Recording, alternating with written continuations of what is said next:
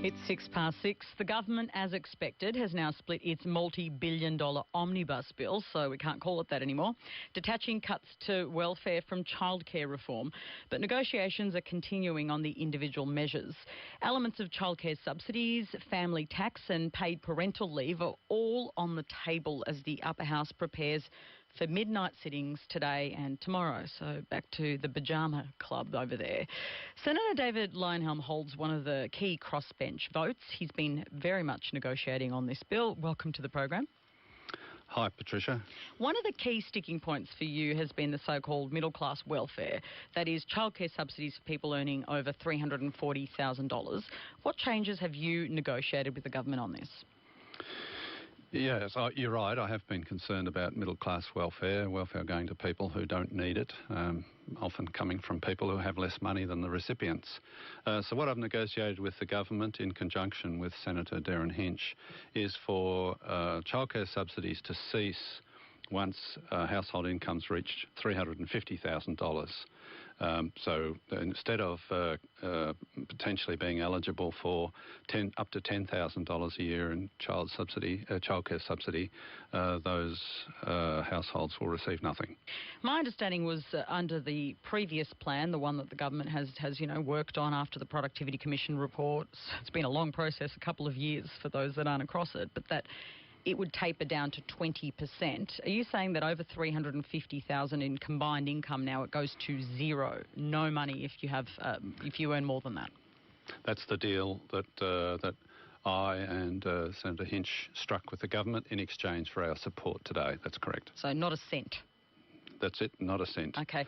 You wanted the taper to come in earlier, didn't you, at about $200,000, yes. Is that correct?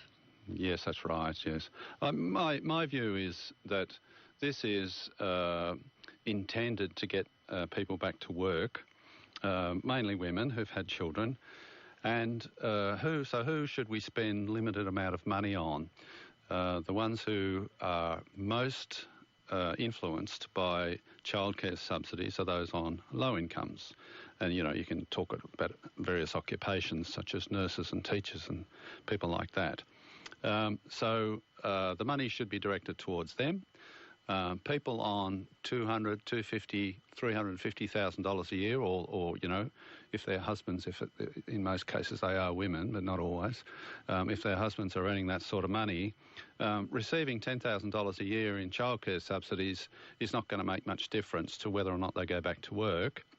And in any case, even if it does make a difference in a few cases, it's not a legitimate use of taxpayers' money, bearing in mind that money is often coming from people who don't have children, and they get legitimately, I think, are rather annoyed about throwing all this money at children, and they are, for the most part, poorer than the recipients of that money.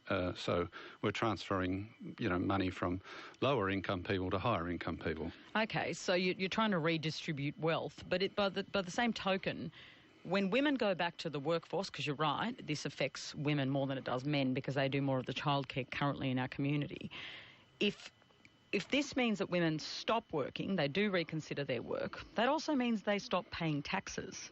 So doesn't that actually affect the budget as well? Because when women work, they pay tax. Yeah, that's right.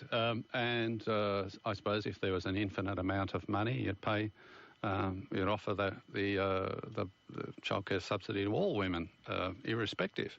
But there was limited amount of money. We have a massive deficit. We have a very large debt. Our interest bill is $1 billion, over $1 billion a month. There's a limited amount of money to go around. Who should we spend it on?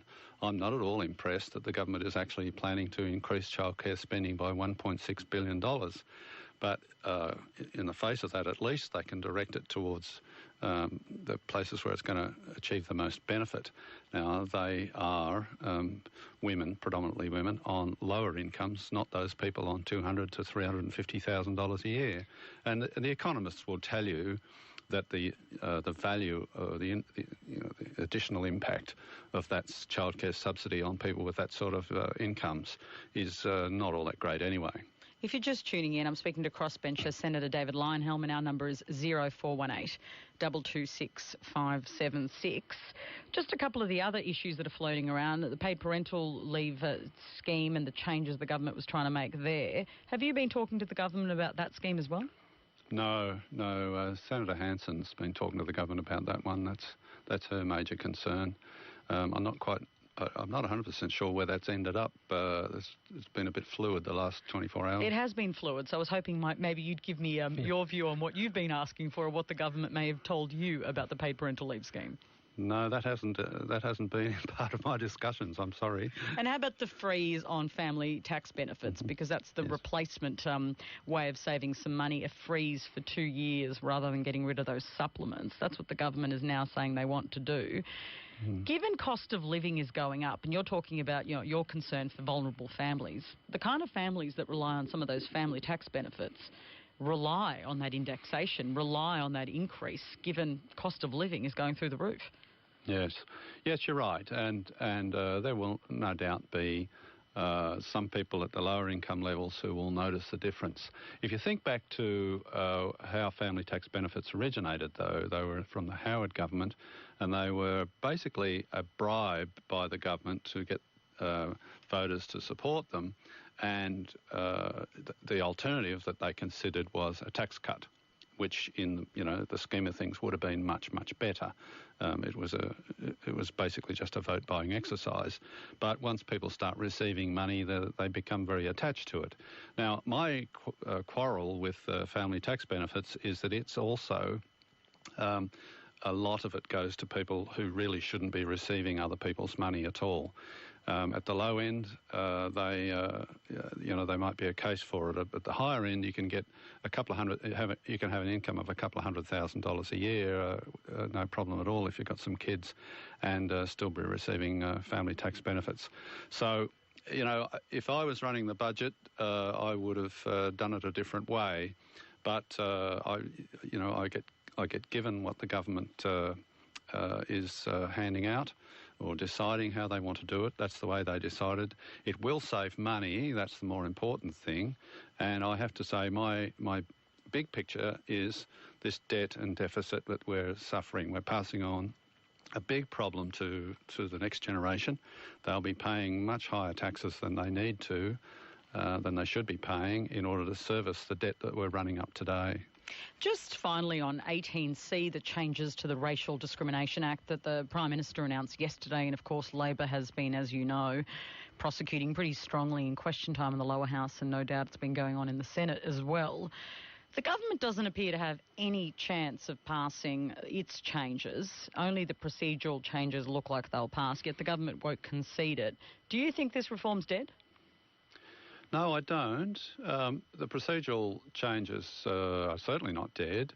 The change to the reasonable person test, which is a standard concept in the law, which is applied in all other laws except for the Racial Discrimination Act, I think there's a reasonable chance of getting that up. The third one, which is to replace insult, offend and humiliate with harass, that's more problematic, but certainly the government is still negotiating with the crossbench, looking for support. And but do you really think Nick Xenophon's going to, reconsider that position? Looks unlikely, doesn't it? Yeah, I don't know. I haven't really spent a lot of time talking to Nick on it, about his views on that. But I just wonder whether or not Nick appreciates that if he votes against it, and there is another QUT case or another Bill Leak cartoon case, the finger of accusations will point to him. He will be the man who didn't change the law so that sort of thing didn't occur again. I'm not sure whether Nick would want that situation to arise. But don't the procedural changes deal with some of that? Wouldn't the procedural changes throw out a complaint like the one against Leak straight away without changing the form of the words that you talk about? Well, they might in the case of the Leak case, but the QUT case, probably not.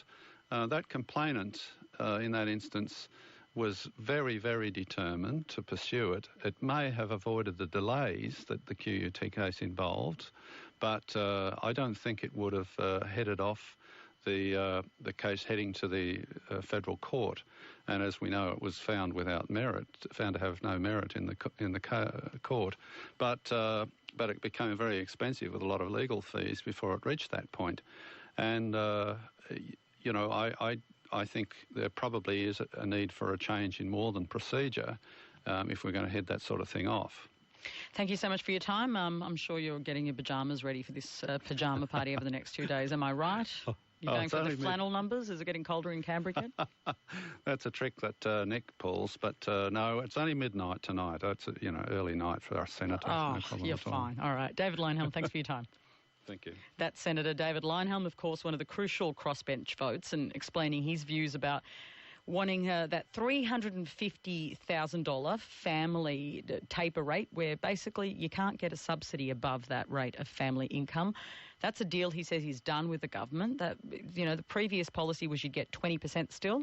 Now, no money after $350,000 combined income. Do you think that sounds fair? Some people, I'm sure, think that's a pretty decent sum of money for a family, that they should be paying for their childcare fees fully after that. I know others say, well, it is a workforce participation measure and that women particularly are disproportionately affected. Lots of arguments going around on all of this. Love to get your views. 0418 226 576 is our number. You can also tweet